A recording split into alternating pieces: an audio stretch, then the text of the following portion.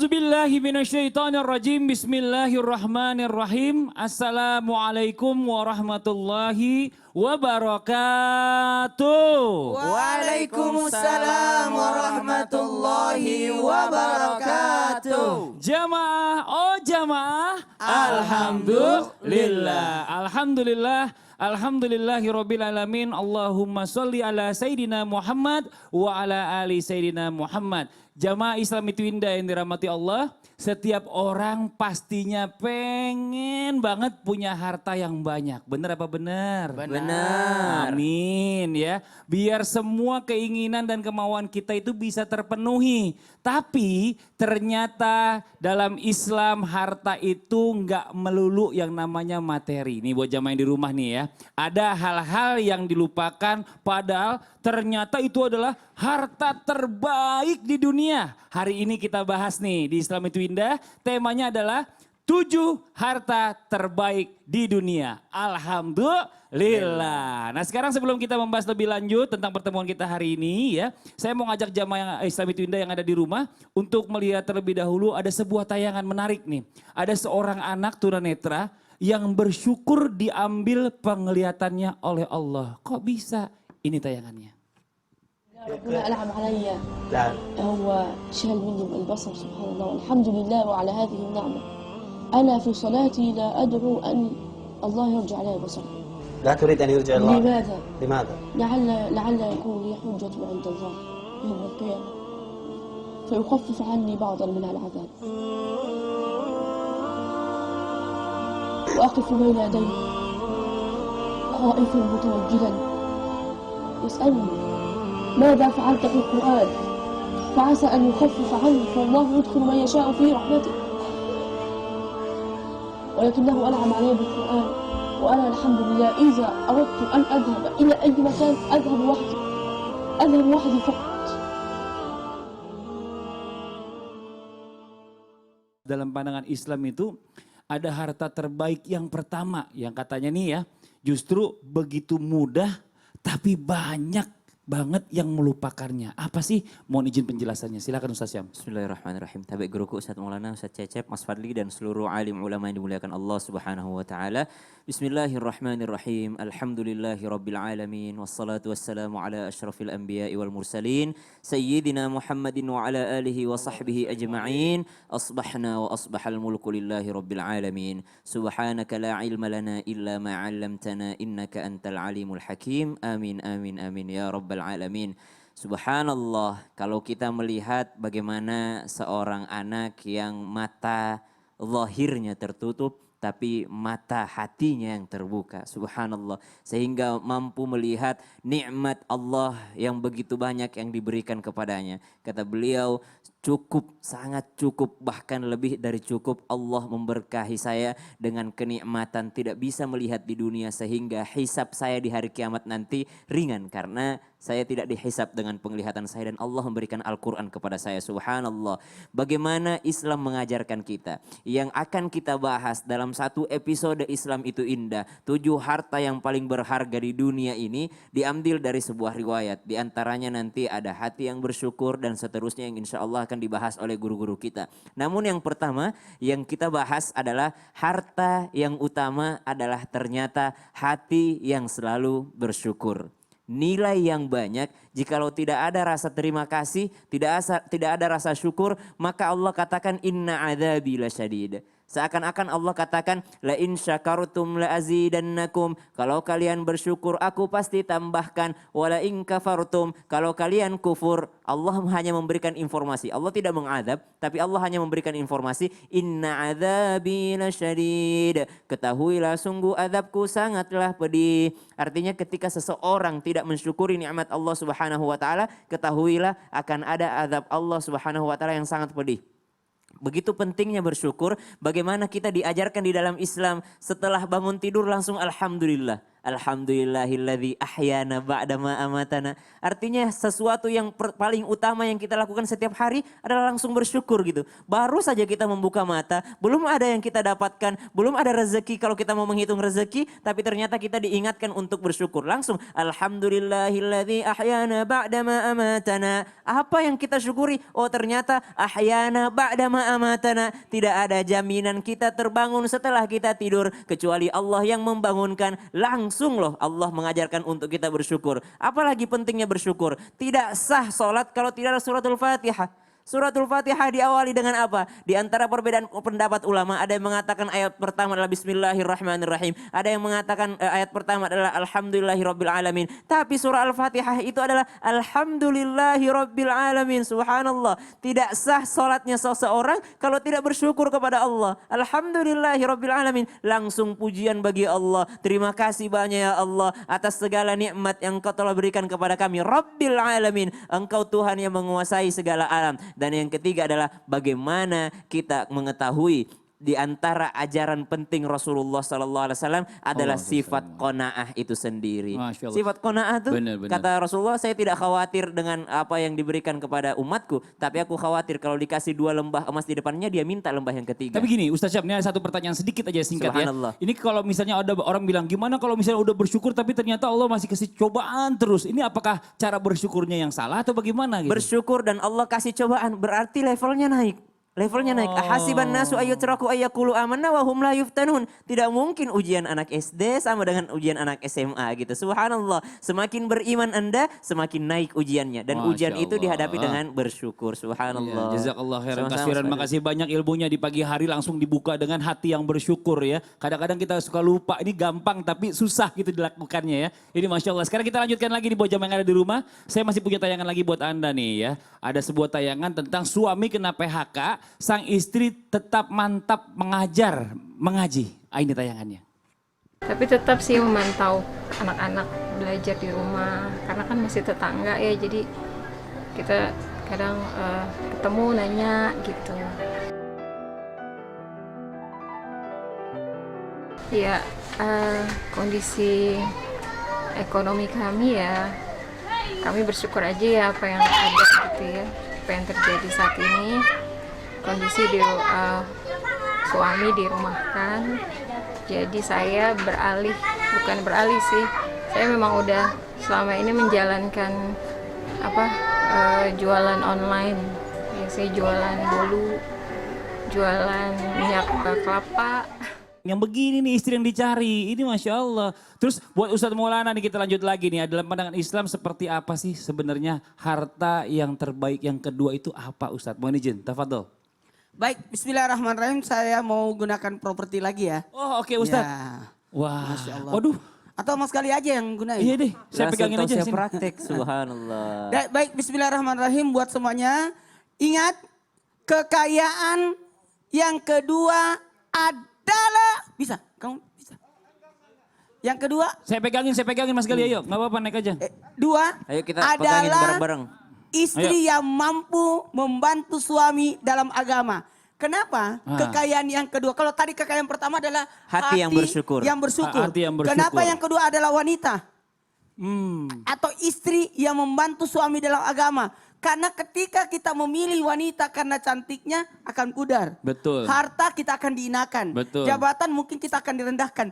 Tapi ketika kita memilih wanita karena agamanya, kalau engkau berlebih dia bersyukur. Kalau engkau berkekurangan, dia akan bersabar. Masya Allah. Ah, ini kita tidak bisa hidup sendiri sebenarnya. Contoh kenapa nih buat contohnya ini Ustaz? Saya nggak bisa. Roda naik satu. Coba bisa. Coba saya pegangin deh. Kalau nggak saya Ustaz pegangin. Bisa. Iya nggak bisa saya. Ustaznya bisa nggak? Ketinggian. Saya pegangin. Ayo. Bisa nggak? Ayo Ustaznya sini coba. Bisa nggak? Naik. Bisa nggak? Ayo coba sini. Masya Allah. Ayo, kenapa? saya bantuin. Ingat ya, wanita itu memberikan ketenangan. Ibarat sepeda roda satu, kalau satu roda itu nggak tahu jalannya. Tapi ketika dua rodanya itu akan jauh lebih aman. Ya Allah udah dibantuin banyak orang ini. Ya, ini membuktikan bahwa ini memang nggak gampang. Nggak gampang. Satu roda. 2, 3. Bisa nggak Ustaz Sam? Nggak bisa. Jadi Nggak semua orang bisa Nggak lah semua intinya orang ya. bisa lah. Iya. Mungkin ada yang tapi ahlinya karena latihan dan sebagainya. Betul. Tapi ketahuilah, ingat istri itu yang membantu agama suami karena bisa memberikan ketenangan dan keamanan. Ketenangan. Jadi istri itu mampu menjaga kehormatan keluarga. Masya Istri yang Allah. bagus mengingatkan suami dalam keadaan apa? Mungkin dia lalai dalam agama. Kenapa diambilkan seperti ibarat roda? Jadi misalkan maaf ya kalau kita seandainya tidak ada ininya cuma roda doang. Itu kalau dia jalan sendiri itu akan begini. Iya betul. Dia tahu arah. Tapi ketika dua roda yang disambungkan, dia akan jalan akan lurus. Karena pernikahan itu membuat orang sakinah, Masya Allah. ketenangan.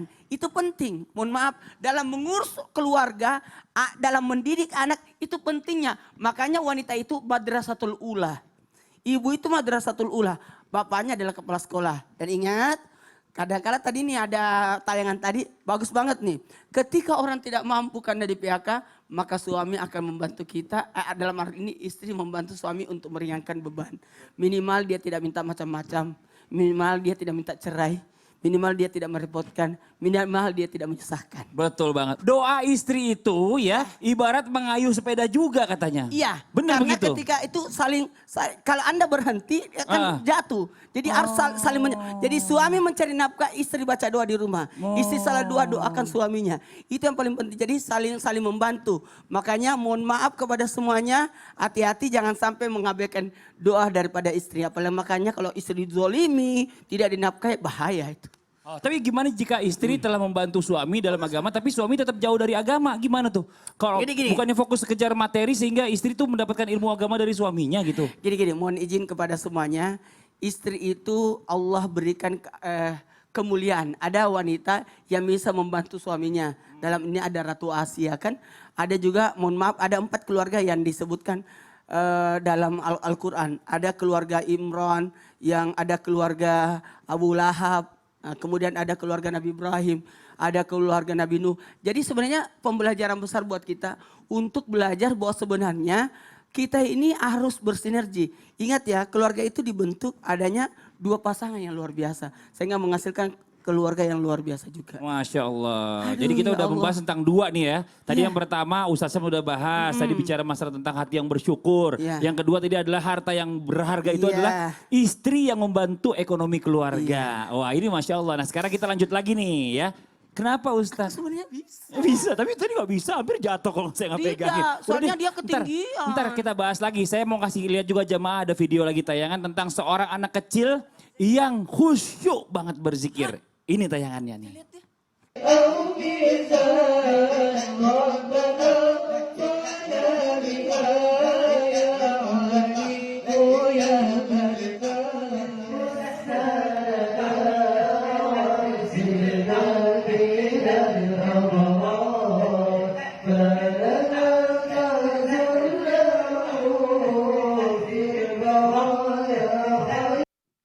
Allah, lucu banget tapi apa namanya terharu kita. Nah Ustaz Cecep, benarkah nih jika di dalam Islam itu katanya ada harta terbaik ketiga yang ada di dunia ini dan begitu dekat sama kita, mudah bahkan bisa dilakukan saat ini juga. Mohon izin dong penjelasannya apa sih Ustaz Cecep? Tafadhol.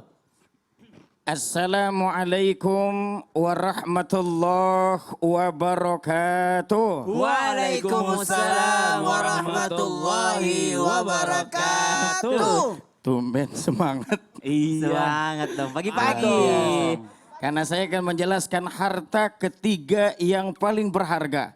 Yang sering tidak kita sadari. Yaitu lisan yang senantiasa berzikir. Ingat, ibadah itu ada yang namanya qalbiyah, hati. Ada yang namanya lisaniyah, lisan. Ada yang namanya maliyah, harta yang berperan. Ada yang namanya badaniyah, fisik, puasa, sholat. Nah, lisan yang berzikir mengingat Allah adalah harta terbaik. Jangan sampai keluar kata-kata yang tidak berguna atau kata-kata yang sia-sia, bahkan memotivasi orang untuk melakukan kemungkaran. Bahkan maaf, ada orang yang berkata menunjukkan kesombongan. Dia mengharapkan supaya orang tepuk tangan, harusnya kita belajar dari nyamuk. Nyamuk itu takut dengan tepuk tangan. Karena sekali tepuk tangan, mati dia. Betul? Betul. Ini lisan berzikir. Nyamuk mati gara-gara tepuk tangan. Jangan mau dapat pujian. Hanya Allah yang harus kita puji. Hanya Allah di mana kita rendah aja di hadapan Allah. Jangan coba-coba sombong dengan Allah. Allah kasih COVID-19. Virus yang tidak kelihatan, tidak bisa bergerak. Masya Allah. Semua pada bingung, semua pada susah. Akan tetapi Allah yang maha kuasa. Makanya maaf, di setiap pagi selalu ada dua pilihan. Kembali tidur, lanjutkan mimpi. Atau bangun tidur, wujudkan mimpi. Bagaimana cara mewujudkan mimpi? Satu, lisanmu lisan yang terbaik. Yaitu lisan yang senantiasa berzikir. Ada ya, zikir sering saya dengar. Ustadznya sudah meninggal tapi senantiasa saya ikuti. Subhanallah, walhamdulillah, wala ilaha illallah, wallahu akbar. Setiap ceramah saya lakukan itu karena termotivasi mendengar Ustadz yang almarhum ini. Ternyata kata-katanya memotivasi orang untuk menuju kepada kebaikan. Maka lisanmu jangan menjadi motivasi orang untuk melakukan kemungkaran, kemaksiatan. Tapi justru lisanmu memotivasi orang untuk melakukan segala macam bentuk kebaikan dengan memuji Allah dalam kehidupan. Aku ini lemah, aku ini tidak bisa apa-apa. Ya Rob, aku tahu cobaan ini berat. Covid ini membuat kami menjadi susah. Kau yang maha kuasa, angkatlah Covid ini ya Allah. Maka kalau Allah berkehendak tidak ada yang bisa menolak. Covid hilang. Tapi yakinkah bahwa kita akan terus dekat dengan Allah? Inilah masalahnya. Lisan yang berzikir adalah harta. Bukan rumah yang besar. Bukan mobil yang mewah. Bukan gedung yang tinggi. Akan tetapi mulai dari lisan yang senantiasa berzikir. Ya, gedung-gedung di Jakarta ini banyak. Betul. Semuanya belum ada sebelumnya. Hanya ada gambar di kertas seorang arsitek. Sebelum dari gambar ada dalam pikiran. Pikiran siapa? Owner gedung.